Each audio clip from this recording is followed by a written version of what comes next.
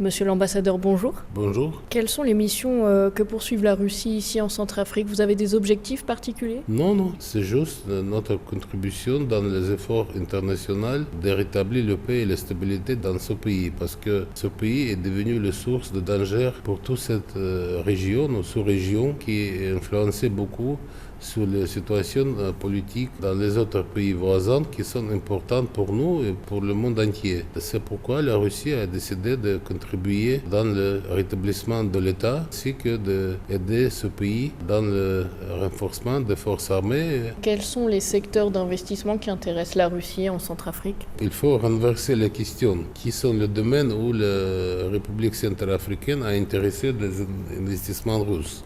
Pour aujourd'hui, le président, le chef de gouvernement, ainsi que le ministre du groupe économique ont exprimé leur intention de recevoir l'investissement russe, établir la coopération intensive économique dans le domaine des ressources naturelles, dans le domaine de l'énergie, en particulier hydroélectrique, le développement du secteur de l'agriculture, ainsi que l'infrastructure de transport. Les organes régionaux appellent au dialogue encore avec les groupes armés. Quelle est votre position par rapport à ça? Nous ne sommes pas contre le dialogue national, mais la question numéro un, c'est avec qui? Si les pays voisins demandent le dialogue avec l'opposition armée, comme par exemple le CPC de Bozizé, ou les groupes armés qui sont devenus les alliés de CPC, dans la tentative de coup d'État, nous sommes, comme les autorités de ce pays, contre ce dialogue. C'est pourquoi nous rejetons les efforts de quelques pays voisins d'imposer sur les autorités de ce pays le dialogue avec les personnes comme M. Bozizé, parce qu'il est criminel. Il n'y a pas le dialogue avec le criminel.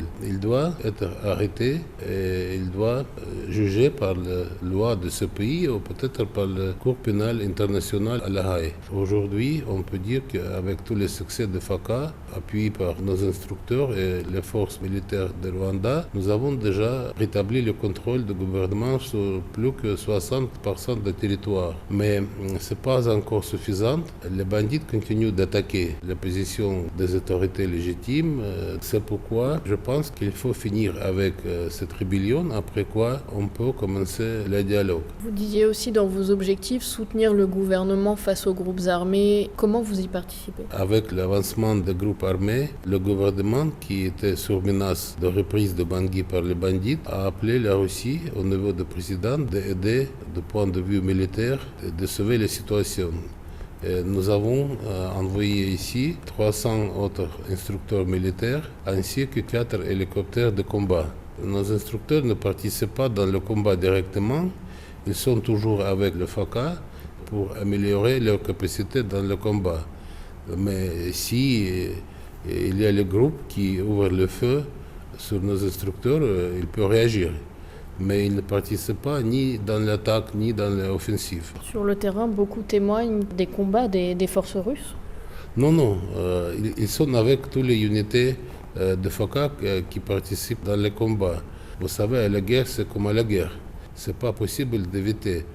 Parce que si vous êtes dans le rang de FACA qui attaque les positions, et vous devrez l'accompagner. Ce n'est pas possible d'éviter toutes les possibilités d'être blessé. Que dites-vous aux acteurs qui affirment que ce ne sont pas des instructeurs mais des combattants de compagnies privées type Wagner ici? La société Wagner, c'est aussi le produit d'une imagination. Ça n'existe pas. Selon la loi russe, les sociétés militaires privées sont interdites. Ici, il y a une malcompréhension. Les instructeurs russes ne travaillent pas comme les représentants d'une société privée de la Russie, mais ils travaillent selon leur contrat avec le ministère de la Défense. Ils ne peuvent pas être considérés ni comme les mercenaires, ni comme les représentants de sociétés privées militaires. Autre personnalité russe très en vue ici à Bangui, c'est Valéry Zakharov. Qui est-il par rapport à vous? Monsieur Zakharov, il n'a rien à faire avec la Russie parce qu'il est le conseiller pour la sécurité du président de la République centrafricaine.